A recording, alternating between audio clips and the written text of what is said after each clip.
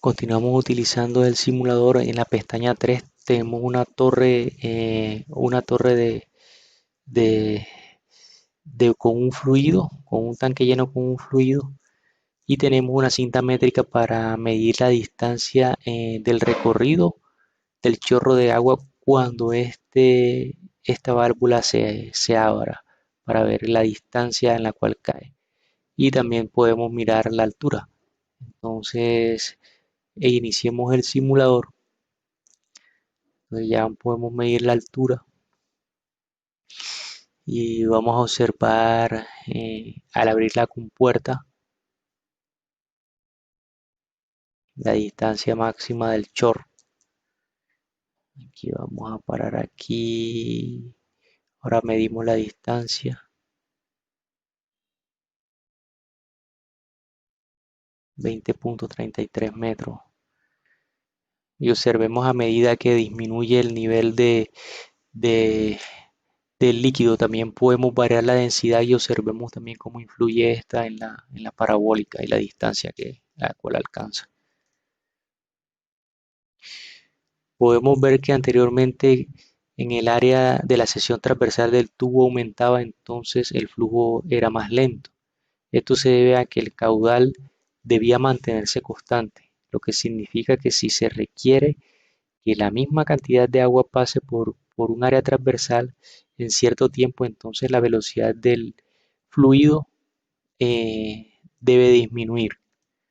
Entonces, la relación que existe entre la presión hidrostática y la profundidad es que entre más profundo midamos, la presión será mayor porque la cantidad de agua que soporta este punto aumentaría. O sea, entonces acá estamos mirando también cómo influye la densidad del flujo en la trayectoria.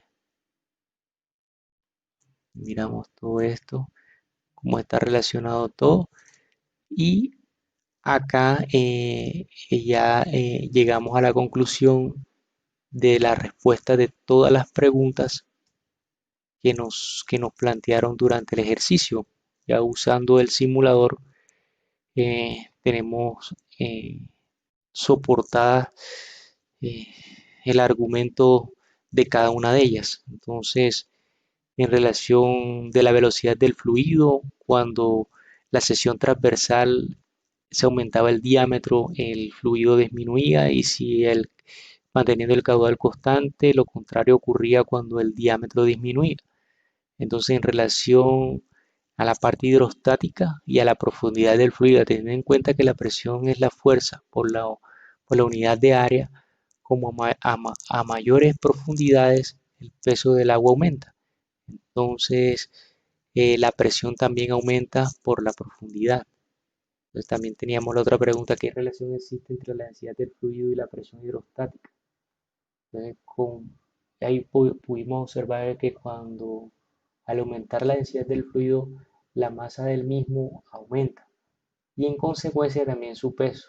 Entonces la presión también aumenta con la densidad por la misma razón que, que es el literal anterior.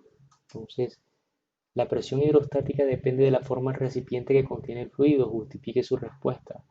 La forma del recipiente no afecta la presión hidrostática porque la presión es la misma para una misma altura en todo el recipiente debido al principio de Pascal.